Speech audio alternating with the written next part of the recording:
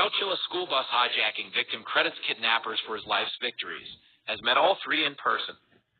Larry Park was 6 and Lynda Carrejo Labendeira was 10 when their school bus was hijacked near Chowchilla by Frederick Wood and brothers Richard and James Schoenfeld. One of the survivors of the Chowchilla, California bus hijacking, who was only 6 years old when he other children and his bus driver were buried alive in 1976, says he is at peace with the 3 men at the center of the ransom scheme and has even shared a meal with some of them.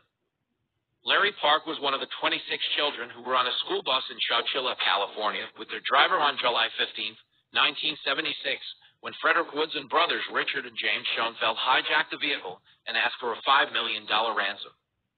The kids ranged in age from 5 to 14.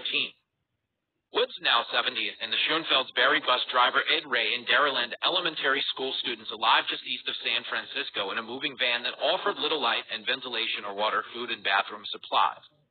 Everyone survived, despite the staggering heat. Just this week, Woods, the final of the 3 hijackers, and the alleged ringleader, was granted parole. But Park, now 52, has overcome the trauma and struggles that started with the Chowchilla events and instead has chosen to live a life of peace. I am no longer a victim of the kidnapping. And more than a survivor, I actually have victory over the crime, said Park in a phone interview with Fox News Digital on a Friday. Park, who now lives in Fresno, California, said he spent decades blaming the trio for the hardships he spent years facing. He and his family moved from Chowchilla to the San Francisco Bay Area shortly after the hijacking. There, he said he was sexually assaulted by a neighbor when he was 7.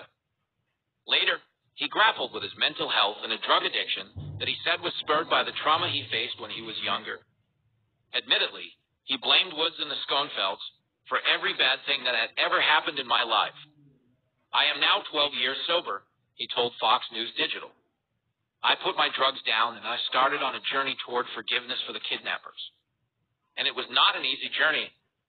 He added, every single day of my life, in every bad circumstance, I blamed the kidnappers. Park recalled a time when he was so angry and so filled with hatred and bitterness and resentment. He credits his Christianity, Jesus Christ, and believing in a power that is greater than yourself with a successful path to forgiveness. Fred and James and Richard, I think about them every day. I was 6 years old when the kidnapping happened, and it has been seared and burned into my memory. There's just not a day that goes by that I don't think about the kidnapping. Park, who authored a book called The Chowchilla Kidnapping, Why Me?, has since taken the time to meet with each of the 3 hijackers in person. I have offered them forgiveness, and I have asked them for their forgiveness because no one deserves to be hated for 40 years. In February, he met with the Schoenfeld brothers at the Black Bear Diner in Fresno. I have peace today. Fred Woods is getting out of prison. Praise God. 46 years is long enough, he said. I say it in the opening pages of my book. When I give my acknowledgments, I give thanks of those 3 men because they have shown me that a leopard can change its spots, that we can be something different and better. But for others, the news of Wood's parole was not welcome. Lynda Carrejo Labendeira was a 10-year-old summer student at Dairyland Elementary School at the time of the hijacking. She told Fox News Digital she was greatly disappointed with the system as far as having been told he would serve a life sentence without possibility of parole. That was what we'd been promised from the get-go. And then later the laws changed, and then they allowed for possible parole, she said a Friday when reached by phone. Asked what she remembered most about the events of July 15, 1976, Labendeira responded, I remember it all.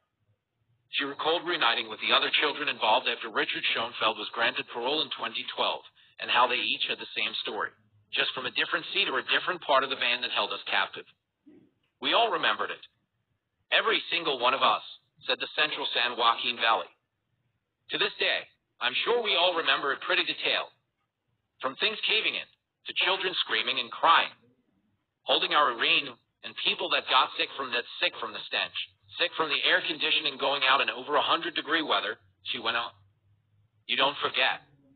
You can't forget such an ordeal. Such a horrible, traumatic experience.